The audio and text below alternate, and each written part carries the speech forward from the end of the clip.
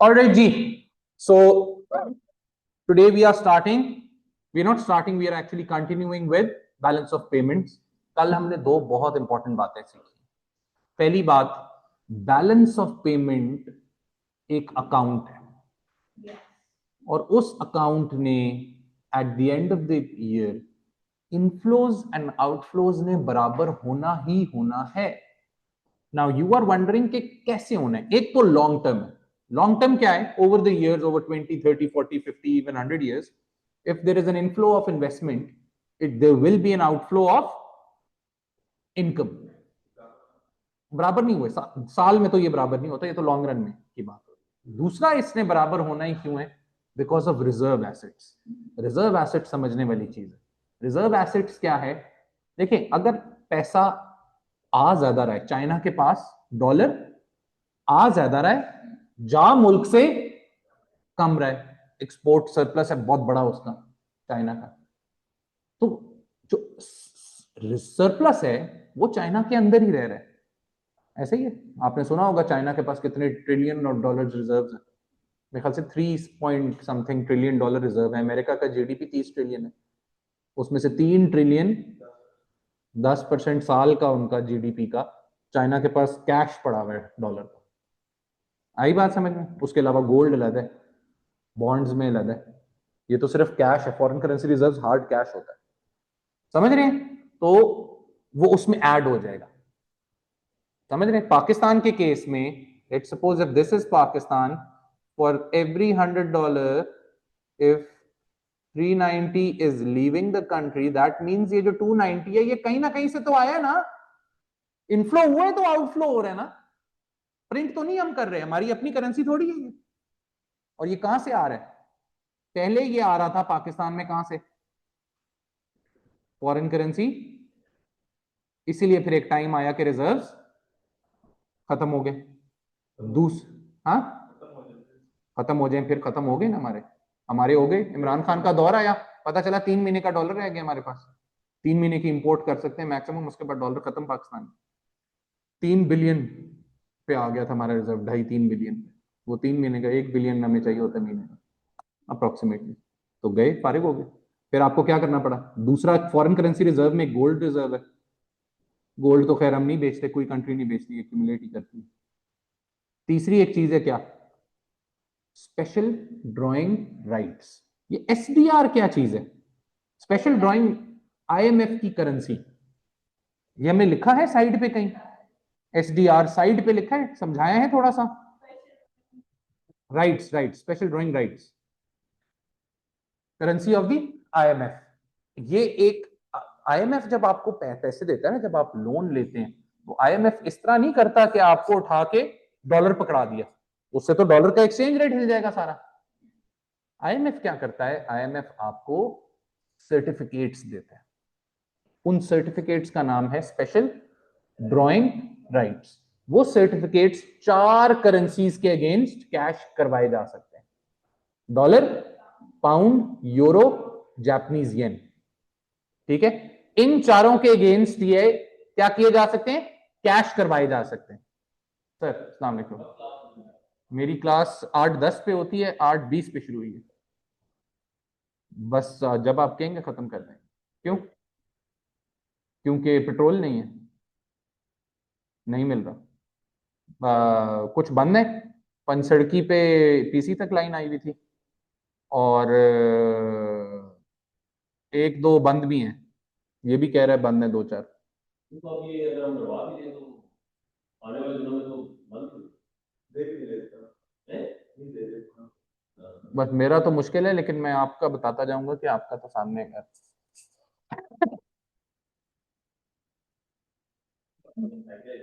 हाँ, साइकिल पे आ सकते. हेल्दी भी होगा और ऐसे भी. हम्म. इस्लामाबाद तो फिर अब मैं अगस्त में जाना है. मैंने इस्लामाबाद अब मैंने अगस्त में जाना है. अच्छा जी, क्या नाम है? एसडीआर समझ आया? तो आप क्या करते हैं? आपने इंपोर्ट कर ली, बंदे ने इंपोर्ट कर ली, तो क्या होगा? पैसे देने. अब एलसी समझते हैं ना, लेटर ऑफ क्रेडिट. ट्रेड होता है तो लेटर ऑफ क्रेडिट आता है, एलसी खुलती है. तो हमारा बैंक HBL रिक्वेस्ट डालेगा सेंट्रल बैंक को, स्टेट बैंक को कि यार वो दो हमें, डॉलर तो है नहीं हमारे पास, वो SDR देगा और SDR भेजेगा उस बैंक को जिसने, जिधर से लेट्स सपोज दुबई से आपने कुछ मंगवाया, दुबई को पेमेंट करनी किसी बैंक में, उनको वो SDR देंगे, वो बैंक फिर SDR क्लेम कर सकता है IMF के साथ कहीं भी, कोई जो करेंसी उसको चाहिए वो चेंज करवा सकता है। Do we get it? Currency हमें तो नहीं, हमारे पास तो नहीं ना है, हमने उसको बस SDR दे दिया जिसको पैसे देने, और यही करेंसी है। SDR is a currency because वो it is against certain dollars. Do we understand this? Is this clear? बात समझ आई? इतनी सी बात है। अच्छा जी, कैपिटल अकाउंट हो जाए, तीसरा अकाउंट रहता था, है ना?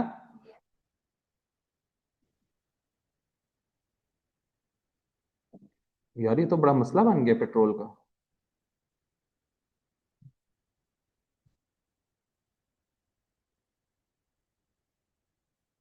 किसने लिखा हुआ था ऑरेंज मंकी ट्रंप को?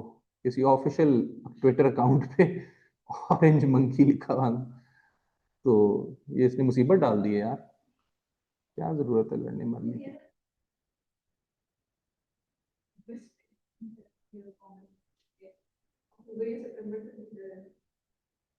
हाँ वो ट्रम्प की तो खैर कोई बात, वो तो इज, हाँ उसकी तो किसी बात को कोई, कम और ज्यादा होते हैं तो इतने रिजर्व्स इंक्रीज होंगे। सर जितने हमारे इंपोर्ट्स कम होंगे उतना ज्यादा डॉलर रिजर्व्स इंक्रीज होगा। इंपोर्ट्स कम नहीं होंगे अगर आपका balance of payment overall surplus में जाएगा, तो तब आपके रिजर्व्स बढ़ेंगे, बिल्कुल बढ़ेंगे। चाइना के बढ़ते हैं, जापान के बढ़ते हैं, सीधी सी बात है। डॉलर आ ज्यादा रहा है, जा कम रहा है, तो हमारे डॉलर रिजर्व्स बढ़ना शुरू हो जाएंगे। खाली इंपोर्ट ही ना कम करनी, एक्सपोर्ट भी तो ज्यादा करनी है। करते हैं अभी बात इस पर। Capital account, it records the inflow and outflow of money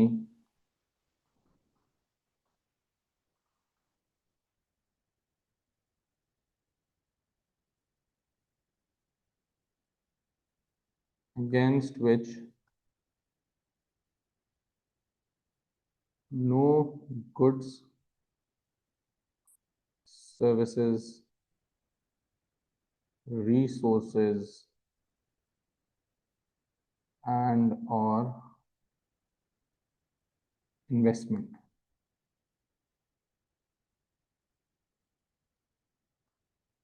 is traded।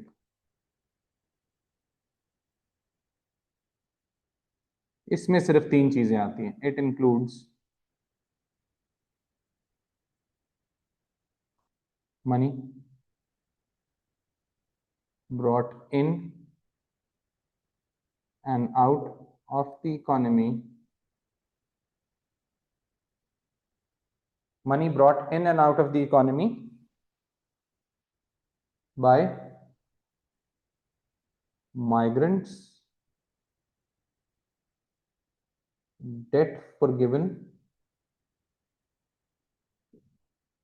and patent slash copyrights. ये कुछ भी नहीं है,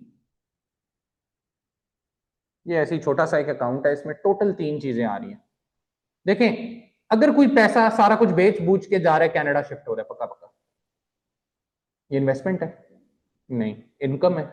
नहीं। गुड्स ट्रेड हुए? नहीं। सर्विसेज ट्रेड हुई है? नहीं। सेविंग्स है? नहीं। तो किसी ना किसी इन्वेस्टमेंट में तो डाल नहीं सकते फाइनेंशियल अकाउंट में, करंट अकाउंट के किसी में हेड में डाल नहीं सकते, कहां डालें? पैसा तो जा रहा है ना, या आ रहा है। तो माइग्रेंट्स जो है, परमानेंट जो जा रहे हैं पक्का पक्का, उसको भी तो किसी खाते में फिक्स करना है कि नहीं करना?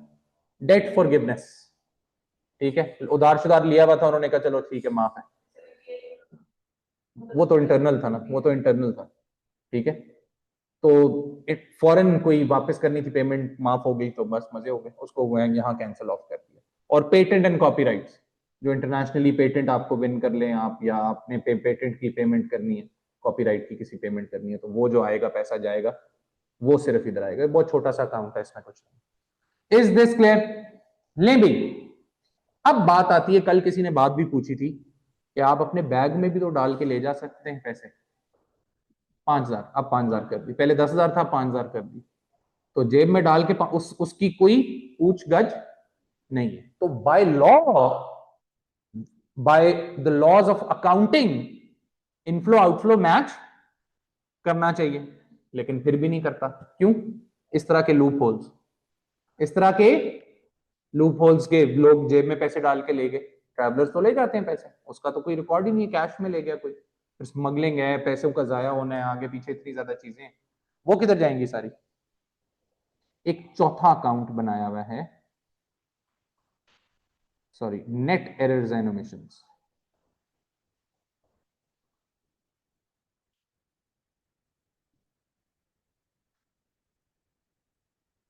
इसका एक और नाम भी है, इसको क्या कहते हैं? Balancing item. इसका नाम ही बैलेंसिंग आइटम है। आइटम इन दिस अकाउंट,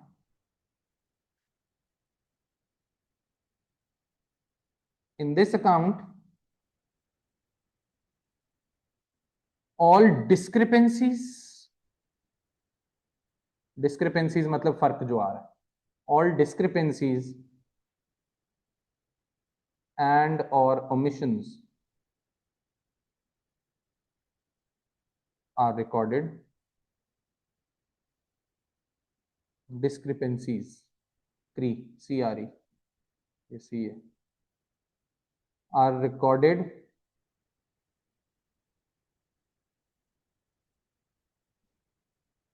क्या हो गया आज, are recorded to balance the inflows and outflows।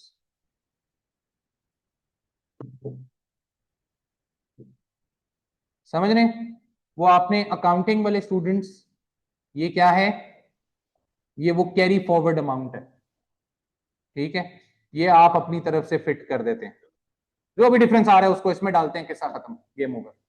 समझ रहे हैं? यहाँ पे करंट अकाउंट होता है डेबिट साइड पे, यहाँ पे कैपिटल और फाइनेंशियल होता है,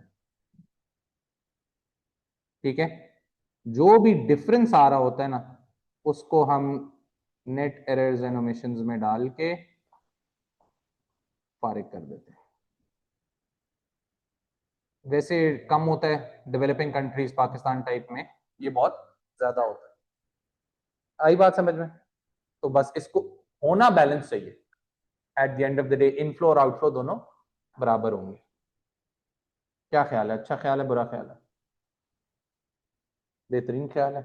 चलें फिर आगे आ जाए।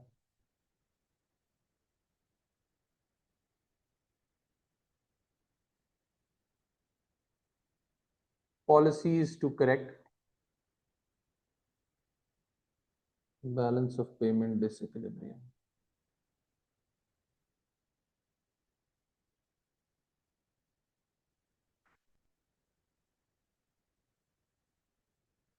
Policies to correct balance of payment disequilibrium, हाँ जी।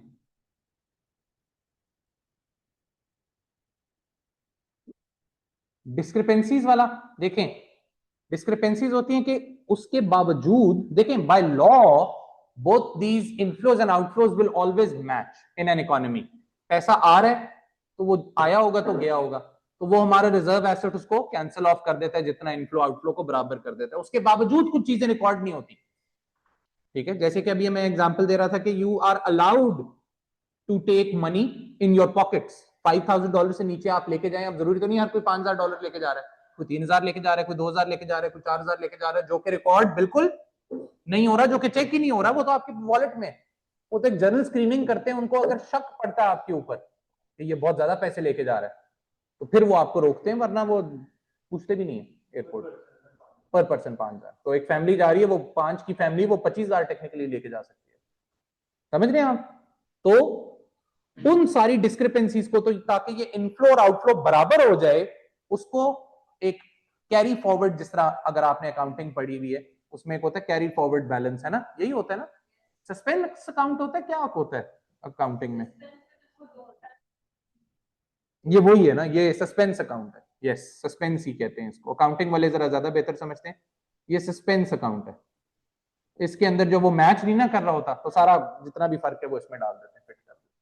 ये गड़बड़ है सारी, कि मिस हो गया, कुछ हो गया, ऐसा वैसा। तो ये कोई इतना खास उस तरह नहीं है, लेकिन बैलेंसिंग आइटम इसको कहते हैं इसीलिए क्योंकि इट हेल्प्स बैलेंस। शमाला समझ आ गई बात की? चले जी जगह आप छोड़ दें, क्यों इतने लेट आए आप जब 5 लाइनें छोड़ दें, 5-6 लाइनें कुछ भी नहीं है। हाँ जी बता दें 2 पॉलिसियां, एक्सपेंडिचर रिड्यूसिंग या डैम्पनिंग पॉलिसी, और दूसरी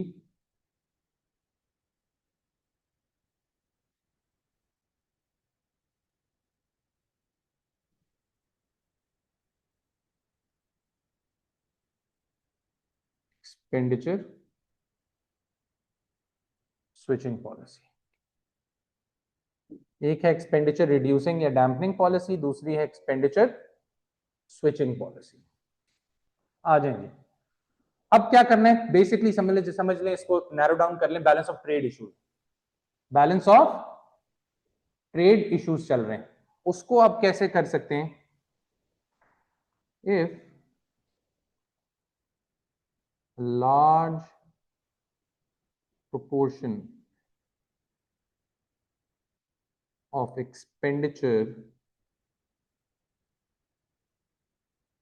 is on, large proportion of GDP is on expenditure, large proportion of expenditure, ठीक है,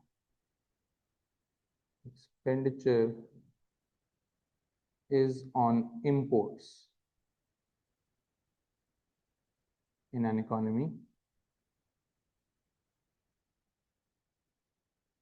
the government, in order to reduce imports, reduces the overall aggregate expenditure या aggregate demand using contractionary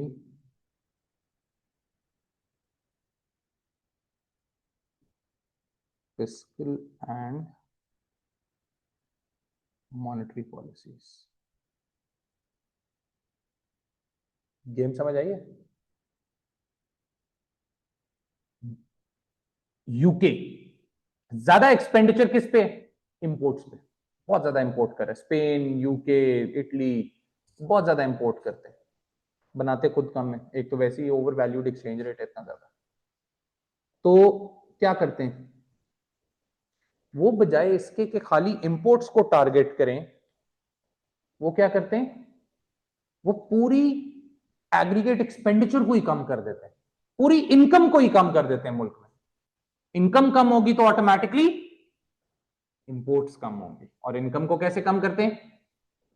contractionary fiscal and contractionary monetary policy लगा के। Game समझे?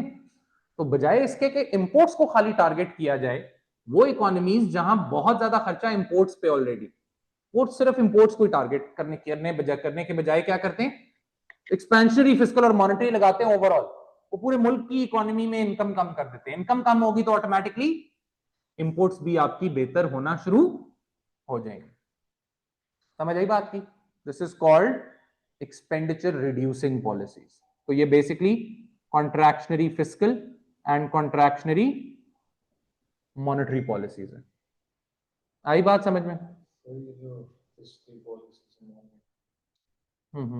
कितने time के लिए लगाते हैं? फिस्कल तो साल होती है, बजट जब आता है साल के लिए। अगर आपने उसको चेंज करना है, मेजर चेंजेस लाने, कुछ तो होते हैं ना लोकल टैक्सेस होते हैं, ये सीडीए के, आरडीए के, एलडीए के, ये तो चलो चेंज होते रहते हैं आगे पीछे। जो मेजर आपका टैक्स है, जिस तरह जीएसटी का परसेंटेज चेंज करना है आपने मेजर टैक्स के अंदर रिफॉर्म लानी। फिर आपने सुना होगा इंटरिम बजट आता है, साल के दरमियान आपको बजट लाना पड़ेगा दोबारा। इंटरिम बजट वो असेंबली में पेश होगा, सेनेट अप्रूव करेगी, assembly upper house lower house approve करेगा, तो फिर वो होगा। तो fiscal policy is mostly for a year. Monetary policy का रूल ऑफ थंब में कोई चेंज कर भी सकता है, इसको ऊपर नीचे भी कर सकते हैं, लेकिन क्वार्टरली, हर 3 महीने बाद नई मॉनेटरी पॉलिसी आती है जिसमें वो आपका इंटरेस्ट रेट और मनी सप्लाई पता चलती है। तो ये जैसे एक्सपेंडिचर रिड्यूसिंग पॉलिसी ये गवर्नमेंट ने लगा दी, तो ये बाद में नहीं होगा कि इसका इफेक्ट वापस आ जाएगा, इनकम 3-4 महीने तो वैसे ही आहिस्ता आहिस्ता आएंगे। हाँ, 3-4 महीने तो वैसे ही, टाइम लैग तो वैसे ही है हर पॉलिसी में, हमने पढ़ा है। एक्सपेंडिचर स्विचिंग क्या है, ये आप पढ़ चुके हैं, बस नाम एक नया है इसका। क्या ये, this is when these are policies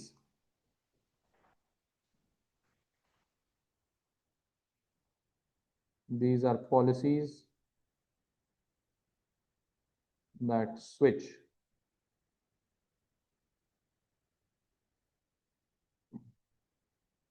the expenditure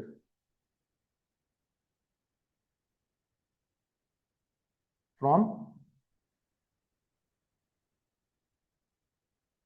foreign products to domestic products using all trade barriers / protectionist policies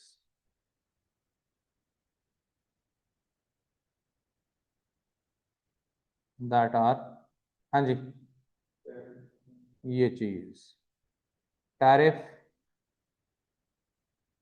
Kota's, devaluation,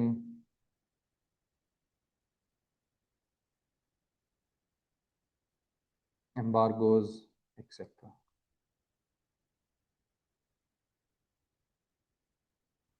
exchange rate policy basically mainly effect करती है आपके ट्रेड बैलेंस को, वो हमने भी पढ़नी है, लेकिन वैसे आपको पता होना चाहिए कि इंटरेस्ट रेट को ऊपर नीचे करके या फॉरेन करेंसी रिजर्व्स को यूज करके, वो भी हमने पढ़ना है अगले चैप्टर में, इसके साथ ही लाइन रहेगी। इसका और एक्सचेंज रेट का जो क्वेश्चन है वो मिल के आएगा। आई बात समझ में? तो दो पॉलिसीज हैं जो कि इफेक्ट करती हैं किसको, जो कि बैलेंस ऑफ पेमेंट को ठीक करने के लिए, एक है एक्सपेंडिचर स्विचिंग एंड दूसरी है expenditure reducing. Supply side policies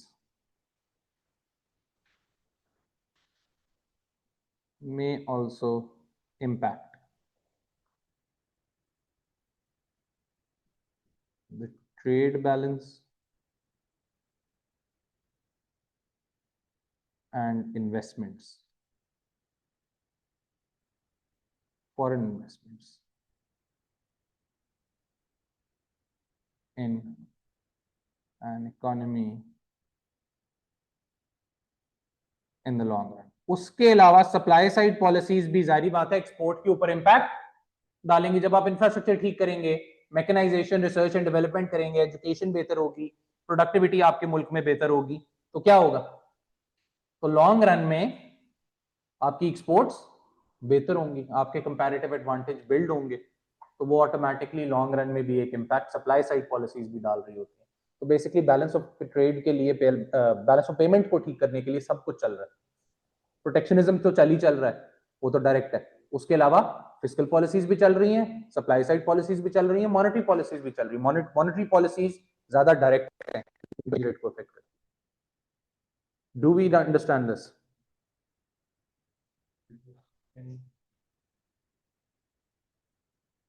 हर किसी का अपना, सबसे बेहतर तो फिर सप्लाई साइड है, सबसे अकल वाली तो सप्लाई साइड है। मसला ये है कि पैसा और टाइम, वरना तो आपका अगर प्रोडक्टिव कैपेसिटी, आपका कंपैरेटिव एडवांटेज नेचुरली बिल्डअप हो जाए, जैसे कि अब हम क्यों ले रहे हैं, कॉस्ट तो चले है ही है, फुटबॉल क्यों बन रहा है फीफा का यहाँ इतने अरसे से, एक्सपर्टीज, आप एक्सपर्टीज बहुत ज्यादा आपके पास, आप छाए में, ठीक है। अभी फिर नया अनाउंस कर दिया उन्होंने फॉरवर्ड स्पोर्ट्स में, तो वो फॉरवर्ड स्पोर्ट्स बना रहा है अभी नया फीफा, पता नहीं होना भी होना नहीं होना, मेक्सिको के अपने हालात खराब है।